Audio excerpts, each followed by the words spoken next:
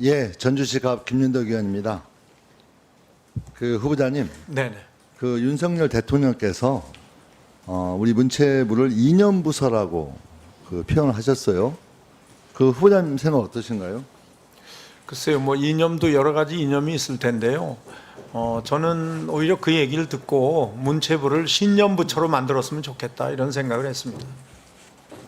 그러니까 이념부처라고 하는 윤 대통령의 그 말씀 속에 그리고 우리 후보자님을 문체부 장관으로 내정한 그 배경에 뭔가 우리 문체부의 이념 전쟁 또 이념 갈등 그것에 서막이 울리는 게 아니냐 그런 좀 우려가 있는데요.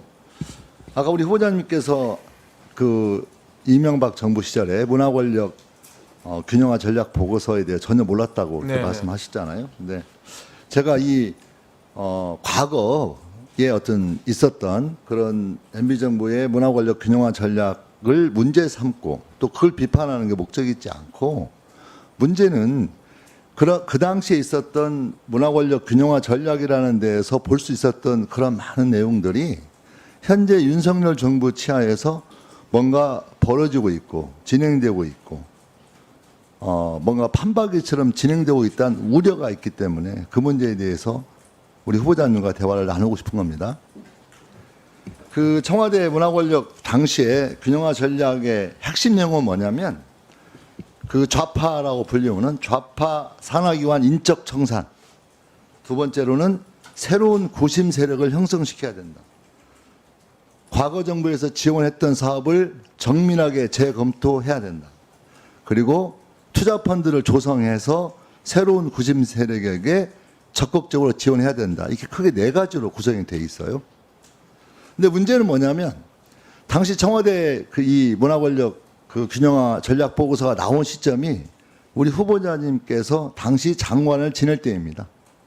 그러니까 우리 후보자님께서는 지금 당장 본인이 말씀하셨던 것처럼 전혀 모른다고 말씀하셨으니까 그런 상태에서 뭔가 그 당시 균형화 전략에서 말한 대로 착착 진행이 되어 왔다는 게 문제인 거죠. 첫 번째로는 아까도 인적 청산 문제는 감사해가지고 거기에 대한 적진 평가한 거고 과했다 이 정도로 말씀하셨는데 어쨌든 결과는 그 전홀에서 25명의 기관장이 해임되었고 그리고 그 10명 그 문건이 나온 후에 10명이 해임되었거든요. 거기에 이제 이렇게 나와 있어요.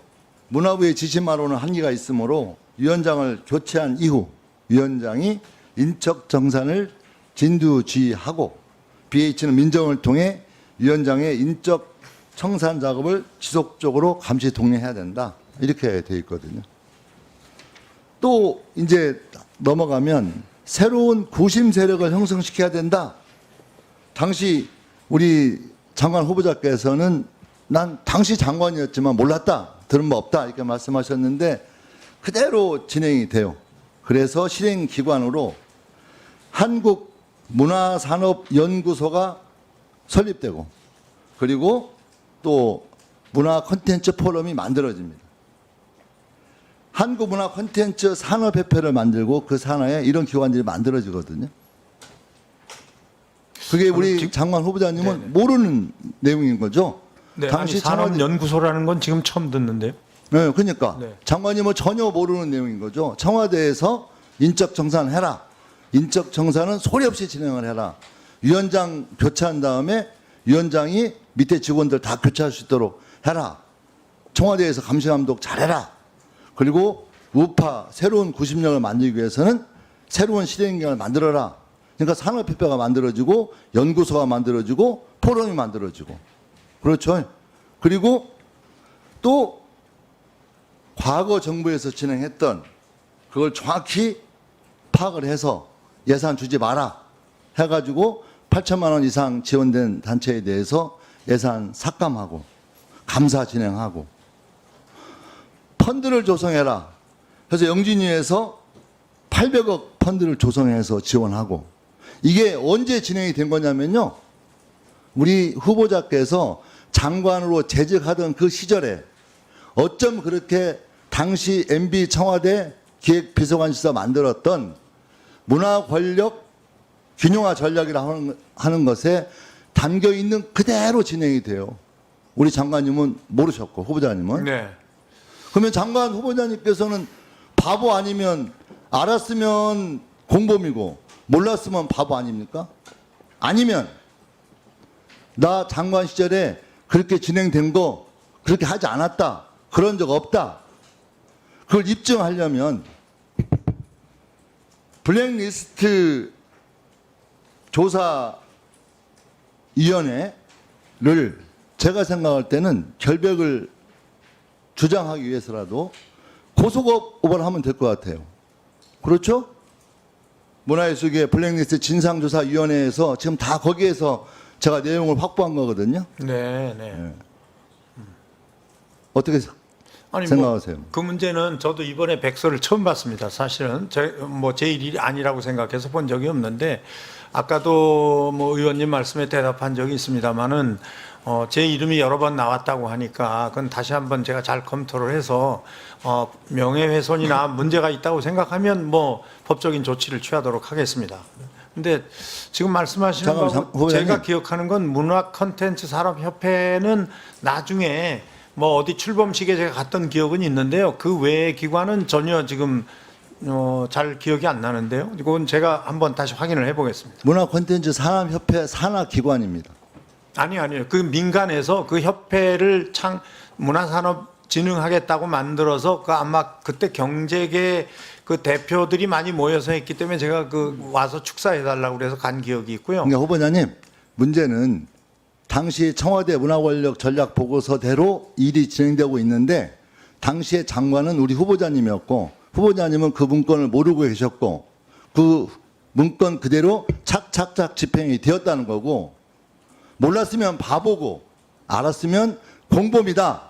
이 견해에 대해서 근데 진행됐다는 거를 저는 잘 지금 이해가 안 되거든요. 그러니까 그 균형화 전략이라는 것도 그 당시에는 저희들한테 본 적이 없거든요.